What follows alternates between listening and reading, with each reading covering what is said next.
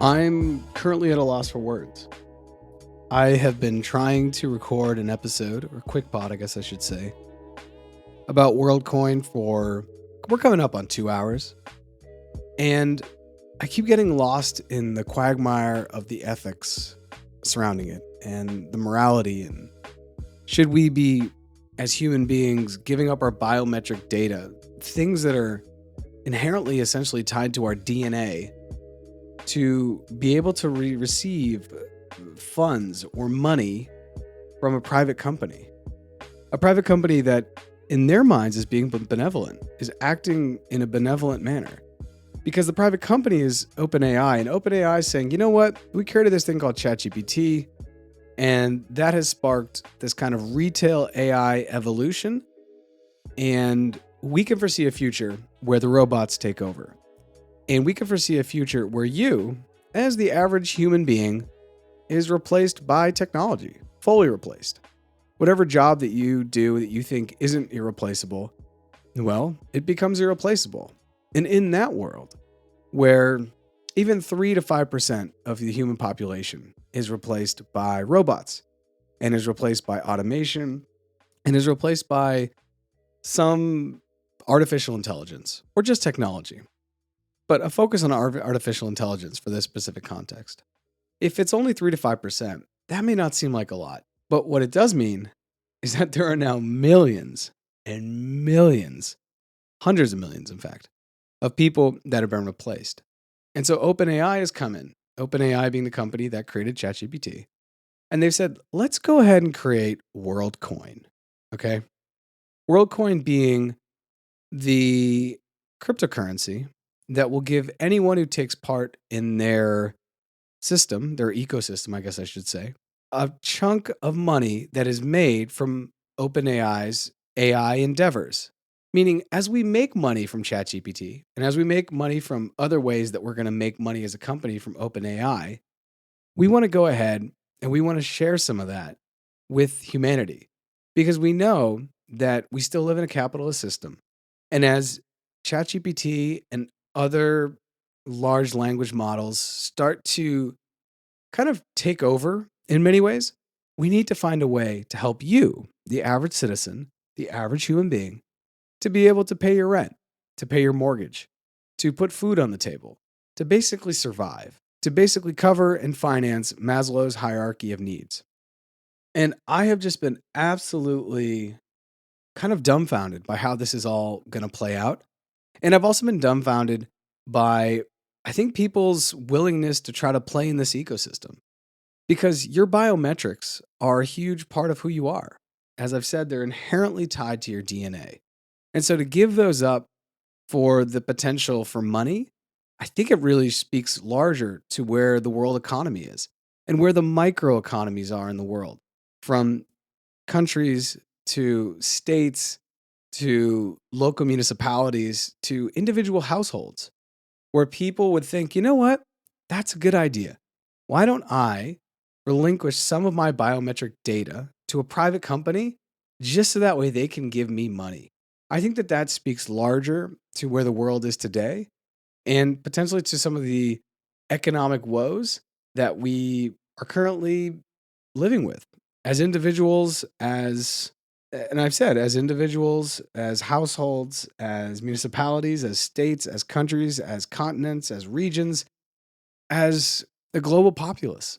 I think it points to the fact that people are hurting. Now, whether this is because of AI or it's because of something else, it almost doesn't matter. It kind of points to the fact that there are economic troubles that are so grave in this world that people maybe would willingly give up their biometric data to be part of an ecosystem that would pay them strictly just for their humanity, right? And I think I'm really, really struggling with that. And in trying to make this episode, and now we're just having an episode as I share my candid thoughts, I don't see how this isn't a dystopian movie where you have this private company that has come in and says, here's a challenge for humanity. Some could call it a problem. That being AI. Here's the challenge. AI is going to continue to grow exponentially. And as it does, it may take your jobs. So there's kind of like the challenge or the problem. And what if we came up with a solution? Because what if even though it took your job, we started to give you some money because we feel bad that it took your job. We feel bad that at the end case of AI, when very few humans are actually making money because they're no longer able to work, once again, this is theoretical, but at the same time, maybe it's becoming more of a reality. I'm really just not sure. I feel like I'm in the movie Inception and I'm Leonardo DiCaprio and the last scene and I'm spinning the top, right? Am I living in the Matrix or not? Because maybe, and it's really hard to predict the future, but maybe in 20 or 30 years, AI has completely taken over. I mean, that's what most dystopian movies talk about. That's what I, Robot is about with Will Smith, where robotics and artificial intelligence essentially run show. That is literally the premise of the entire Terminator series. That is backing many, many, many dystopian movies. Now, once again, it's hard to predict the future, but let's live in the future where a certain percent of humans are displaced by AI. That's kind of crazy. And it would be even crazier for me to picture then a private company that is probably profiting greatly off of the proliferation of AI to then say, we're going to give you money. And we're going to give you money in exchange for your biometric data. And if you don't know exactly what I'm talking about, the way that Worldcoin will work is that if you want to receive Worldcoin, you have to go up to one of these orbs. And it's probably a ball, maybe the size of a grapefruit. And it's called a Chrome orb, as they've started to call it at OpenAI. And the Chrome orb will scan your retina, it will scan your body. You will give it some of your information. You might give it your cell phone, and I believe, and your email. And it will basically put you into its system. So that way, when the dividends start to flow or the money starts to happen, you will be paid in WorldCoin. And even just saying that out loud, I feel crazy. It feels dystopian. It feels like, how did we get here? How did we get to a place where people are going to rely on a private company's dividends to survive? And even as I say that out loud, it's like, well, a lot of people already kind of do because they have a bunch of stocks, right? And then they're just surviving or they're relying on a private company to pay them dividends to survive, right? Or to have annual gains so they can survive. But this is beyond stocks or the privileged amount of people that can spend their time and their money in the world investing. The idea for this is to support the people that are going to be potentially most affected by AI. And those people, I think it's really tough to actually tell because I think when AI came out, it was like, oh, the creatives will be fine. They'll be able to get outside of AI. Well, guess what? DALL-E is creating art, digital artists are creating with AI stuff that has never been created before. You can ask ChatGPT to write a poem in the voice of anybody and it will come up with it really, really quickly. Music artists they're going to have to deal with the IP of when you can just have AI create, for example, a Drake rap and then use his voice, which is his likeness, but I don't know how it's not IP'd, but whatever. And then Drake's voice will then rap the lyrics that you've come up with using ChatGPT. That sounds crazy, but it's already happening. So while we thought that when AI came out, it wasn't going to disrupt the creative industries, well, we're wrong because it is. So I think it's really tough to exactly say who AI is going to disrupt. But one thing is for sure, it is going to disrupt. So then the question is, do we need something like WorldCoin? How viable is WorldCoin? And there's a lot of questions here that I have around personal privacy and the biometric data. And one of the things I will say is I read this article that was on the MIT Technology Review that was actually shared to me by a coworker as we were thinking about how the organization I work for would address OpenAI and would kind of deal with these things. And I really ask that you go ahead and read it. I will leave the link in the show notes. It's kind of a long article, but it basically breaks down how WorldCoin started to basically train its algorithms. And what they were doing is they were going into impoverished places in the world, paying people for their biometric data to start to train the algorithm and I guess maybe even the large language model that it was kind of using to be able to make sure that it could ensure that everyone was unique. However, in the reading of this article, should you read it, you'll see that there was one person, and I believe it was Indonesia, who was able to go up to one of these orbs and they could have pretended to be one of 100 people. So even though we do think we are unique, when you get up to the numbers of 8 billion people on the planet, some of us kind of look the same. We may even have very similar eyes. Now, at the end of the day, our retinas should all be completely individual, kind of like our fingerprints. But we also know in history, fingerprints, and if you listen to crime podcasts, sometimes people's fingerprints are so similar that they can be considered other people. So, beside all of the kind of like the technical and how are we going to make sure that everyone is unique to be able to be paid through WorldCoin and kind of, is it okay that WorldCoin is just a token that's on the Ethereum network? I'm not sure. I think we are getting into a brand new frontier where private companies are really trying to kind of take over the role of the Fed, take over the role of government's treasuries, take over the role of government's fiscal and monetary policy. And I don't know if that's a good thing. I'm not sure. I've kind of never been here before because as Sam Altman, who's the founder and CEO of OpenAI, which is in charge of ChatGPT and now WorldCoin, as he makes this new race to be able to basically provide funds from AI for every single human being that goes through the biometric process of scanning their eyeball and their body. We also have Elon Musk, who now owns Twitter, who has said more recently that he really sees Twitter being the future of global finance as he tries to take his new app, which is now no longer called Twitter, it's called X, and really probably make it the app of the world, one where you have payments. And I think that Elon is probably going to have Ethereum, USDC, and Bitcoin. And he'll have Bitcoin Lightning, and it will all be in the app. And that just becomes kind of like a crazy thing. But unlike Sam Altman, at least Elon is using projects or cryptocurrency projects that are kind of already up and running, already have billions of dollars of market cap, and have kind of already showed their proof of work, or they've showed that they can work. And in Bitcoin's case, there is no CEO. So you're just using the internet's money and you're just providing people who now use the X app, kind of like the marketplace to be able to exchange that type of value. I do want to say I think that that is completely different what Elon's doing by leveraging things that are already out there and working than Sam, who's creating his own coin to then distribute to people in the form of a profit share of dividends from future and even current AI revenue that he's getting from ChatGPT and some of the other AI-based products that OpenAI has. So, anyways, if you listen to all this podcast, this is very different from my normal QuickPod podcasting style, but I had all these things I was trying to say, and I've been trying to get this episode up for 2 hours, and it just has not come to me. So these were just my candid thoughts on WorldCoin.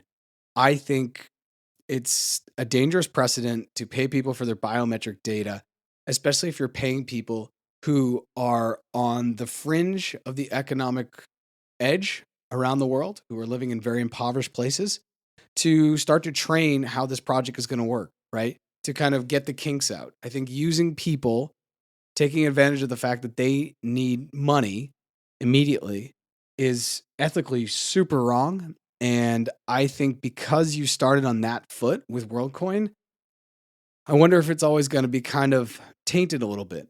But we'll see. These are just my candid thoughts now. Like I said, I'm going to leave a bunch of links in the episode show notes. Please go check them out. One is the MIT Technological Review, which does talk about the ethical quagmires and how WorldCoin started by basically training its models, training its algorithm in impoverished places and taking advantage of the fact that people don't have money.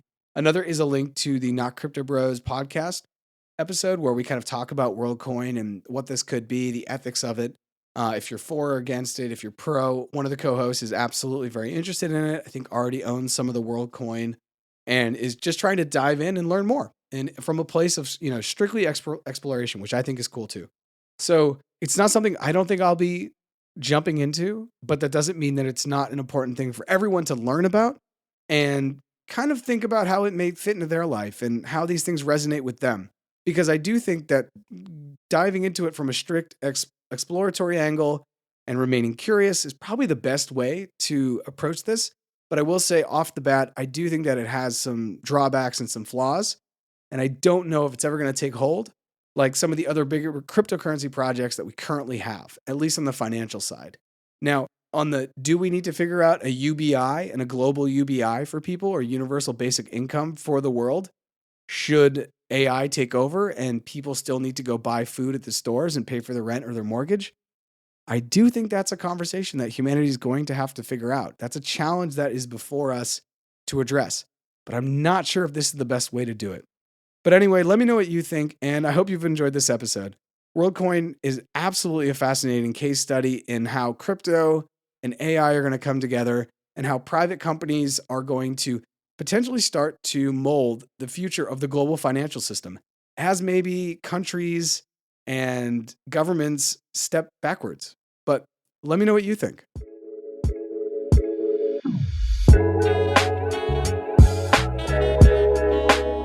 Thanks for checking out this episode of More Than Blockchain. As I said, this was definitely outside of the normal paradigm of how I set up episodes, and especially QuickPods, but I hope you enjoyed it. Please go and check all the links that I'll leave in the episode show notes. As always, go ahead and follow us on social media at More Than Blockchain. If you haven't done so, go check out our YouTube and subscribe. No matter where you're listening to More Than Blockchain, please go subscribe. And if you found this interesting at all, or you didn't know about it, or you think somebody else might find it also interesting, please go ahead and share the link with them. I think learning about Worldcoin and where the future of AI and cryptocurrency could potentially be going is really important. So let's stay curious and let's be forever students about it and continue to learn and talk about maybe the pros and the cons. Thanks again for checking out this episode of More Than Blockchain, and I'll see you next time. Hey, if you're still there and you want to hear one of the craziest, more satirical clips that are going around the internet, also touching on this idea of, hey, what are we going to do when AI takes over, and you're still listening to the podcast, go ahead and listen for another minute. This is floating around the internet. I'll also leave this link in the episode show notes. This is kind of like one of those secret parts of a episode that if you are still listening, you're going to get to check out. So check this out, and I'll see everyone next time. What up, Council? I'm here to discuss artificial intelligence. AI is going to take all of our jobs and render us useless. And I, for one, am stoked. I hate jobs. I had a job once, and everyone there talked in weird voices. AI is going to E86 all of that. But we'll still need money. That is why I'm asking the government to step up and make sure we're breaded. We are proposing a small payment plan, or small PP, of 10G a month for every citizen so we can party and look hot and enjoy our free time. Now, we can't afford to just sit back and have AI bust through and not have a plan. We got to make sure people have food and houses so we can party and rage in peace. So instruct AI to pay all of us, and then you dudes can retire gracefully before you get replaced, and we'll see you at the beach. The bonfires will be epic. Everybody will be hot. Martin Luther King. Thank you.